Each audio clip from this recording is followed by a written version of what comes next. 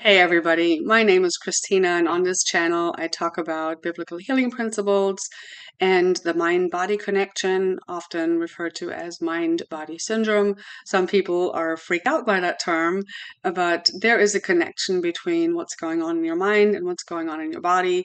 If that's something you're not familiar with, if you're new to this channel, I want to encourage you and go back to some of the earlier videos I did where I talk about what the mind-body connection is or what mind-body syndrome is.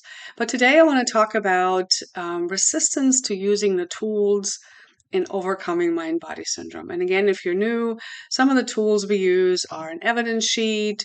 There's something called the lies and truths exercise. There's catching core automatic thoughts and changing them, digging into core limiting beliefs, meditation, somatic tracking. Those are all tools to overcome symptoms in your body that are as a result of the mind-body connection.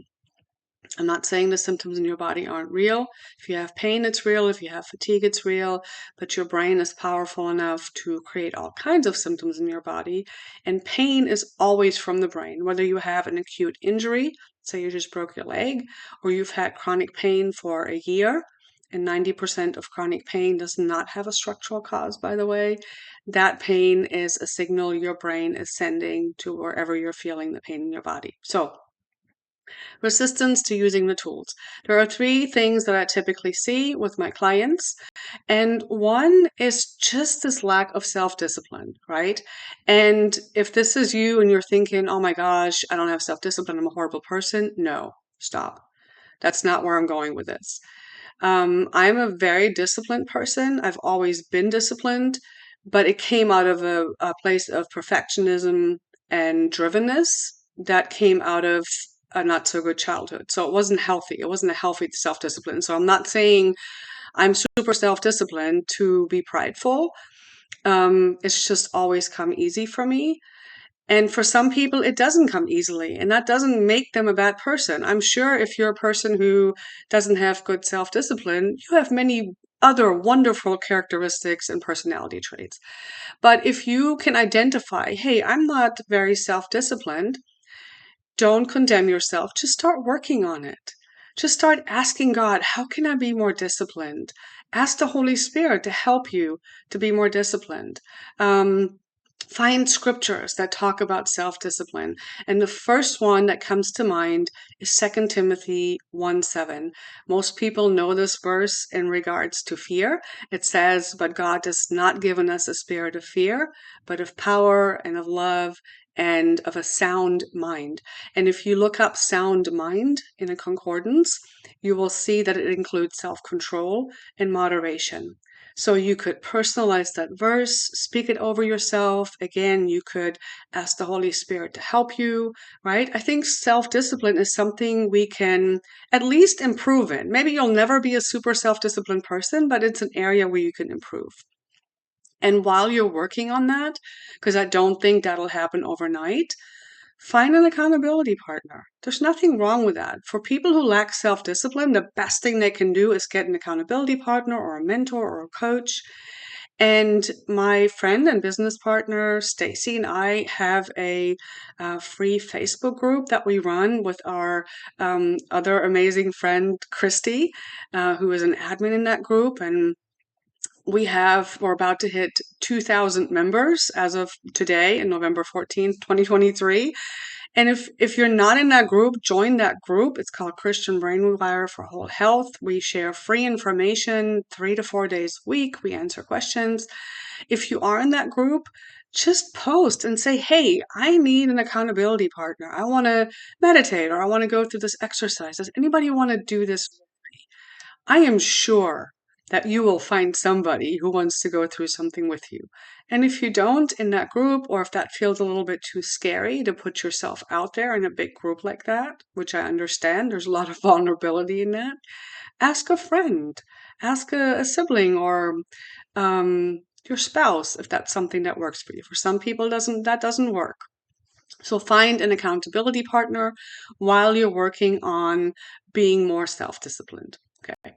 Number two is that a lot of people just don't think the tools work, right? Sometimes I'll say, to a client, I think you're ready for the lies and truths exercise. I also call it the pulling down strongholds exercise. Um, and they're like, well, how is this going to help me?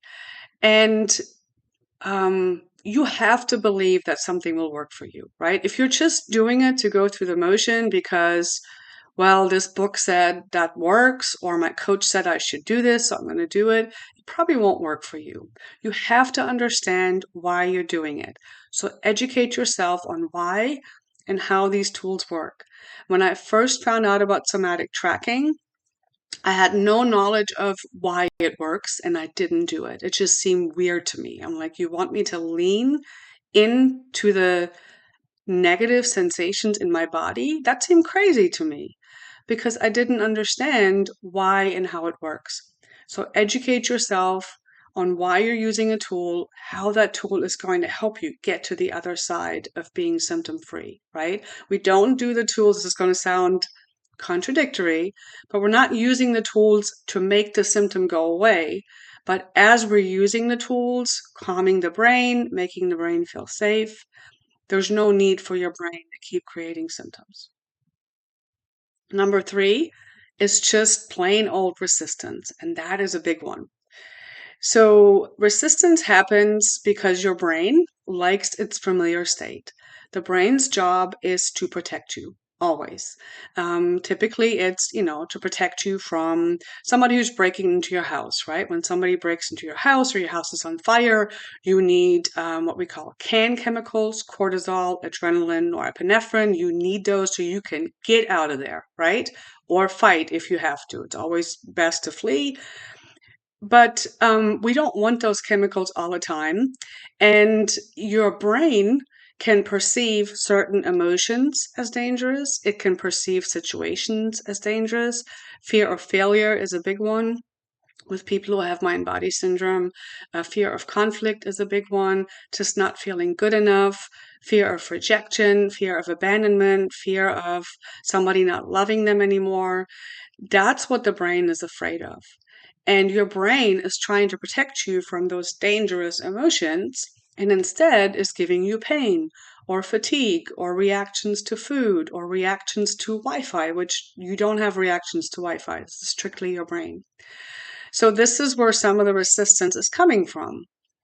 So, if you feel just this resistance to, man, I just don't want to do this tool, ask yourself why. Why don't you want to do this? And what is your brain afraid of? Now, the flip side is that doing the tools will typically help you figure some of this out. But you could just start by sitting 10 minutes and saying, God, why am I afraid? What is my brain afraid of? Why am I so resistant to using these tools? Because there's typically something on the other side that you don't want to deal with, right? That's scary. And that's not your fault. That probably came from your childhood, but you have to start somewhere. So those are the three big things I see. Resistance to using the tools and overcoming mind body syndrome. If you need help working through this, I'm going to add a link in the description to schedule a free consultation. I'd love to help you. Just reach out and we'll talk and we'll get you to the other side.